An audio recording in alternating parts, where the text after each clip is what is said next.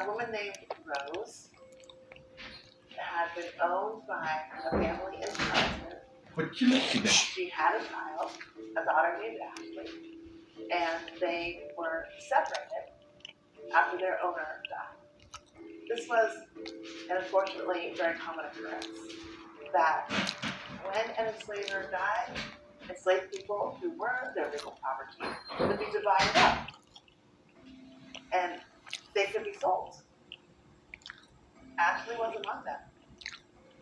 And at the point when Ashley was about to be sold, Rose, her mother, gave her this sack, which we now refer to as Ashley's sack. Now this is a part of the story that we cannot piece together from the records. The part of the story that tells us what actually transpired between Rose, this mother who was about to lose her beloved daughter, and Ashley, this little girl who was about to be cast into what must have been her greatest fear, being separated from her mother and sent into an unknown future with people who cared nothing about her.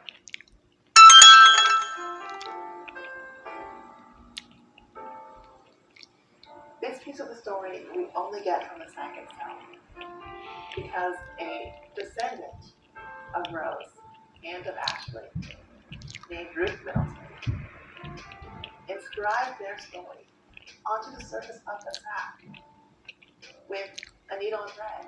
She sewed the story onto this material, thereby creating what we can read as a document. It was the most moving artifact of the history of slavery that I had seen.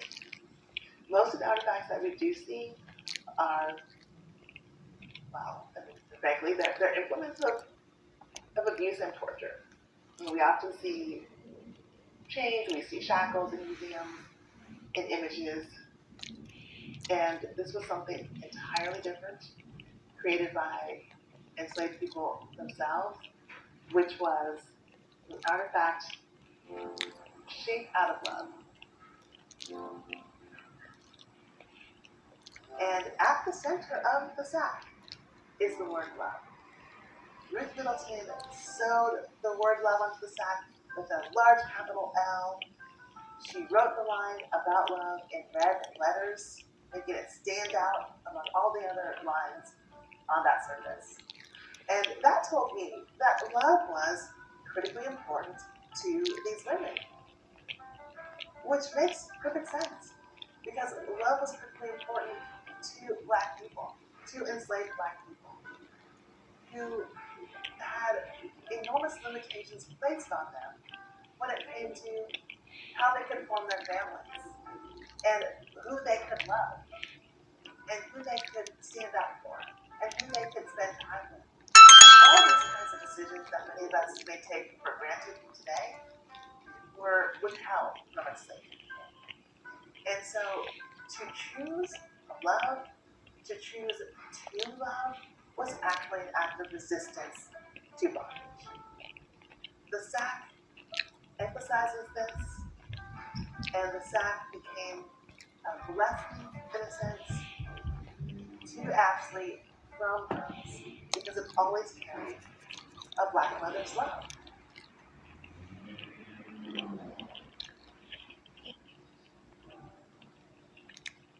Like most Black people who had been enslaved, the women who packed the sack and passed it down didn't leave records that could be traced. It was instead the people who owned them who left records. And because of their purpose, those documents are incredibly cold and dehumanizing. When they do include a name, it will just be a first name or a nickname. Sometimes, and this is always incredibly painful to confront, these documents will include the ages of infants, the ages of small children, the ages of people who are so elderly that they cannot work and are therefore valued on these documents at $0. And if we just allow the documents to pull us in, we will end up focusing on enslavers and not enslaved people. Textiles and fabric were important because, of course, the sack is a textile. It's made of cotton. And within the sack, Rose packed a dress. A tattered dress is 1,000 things, my friend Rousseau told me when I shared the word stitched onto the sack with her. I think we sense this to be true of our own age dresses that morph into many meanings and memories of intimate ties. A hope of happiness for the grandchild who marries in the same satin gown. A parent's loving look of pride frozen into a pink tulle tutu. A slave mother's final embrace, arms outstretched, then empty. This dress belonging first to Rose and then to Ashley. A fabric scar, a second skin, a shield. Was a sign of women's lives frayed by slavery, but nevertheless resplendent with beauty. For an enslaved girl like Ashley, the one dress she had, the dress that Rose gave her, would have meant everything to her. It would have been so important to her. And even though today, many of us who are privileged might have a full closet of clothing, we have many items that we can wear, that we can choose from, those items still tell something about us. And it is those material items that could be read by historians in the future to understand us and our moment. My name is Regina Abernathy. I am the president of the African American Club down here, and we are quilters and down makers. One of the things that we do is we make sure our history is told. Sometimes the world doesn't want to know our history, so to put that history down in fabric is very important. So many people in this group, they have family quilts with pictures and letters and words to explain who people were, when they were born, when they passed, and that's the type of thing that the African American Club Downhill are doing. We're trying to make sure history continues, to make sure family continues, to make sure you know your heritage.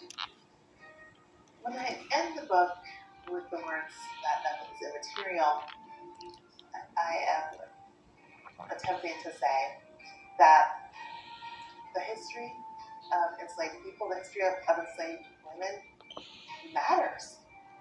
It is important. It is of value, of great value, not just to their descendants, not just to honor their memories, but also for our entire country.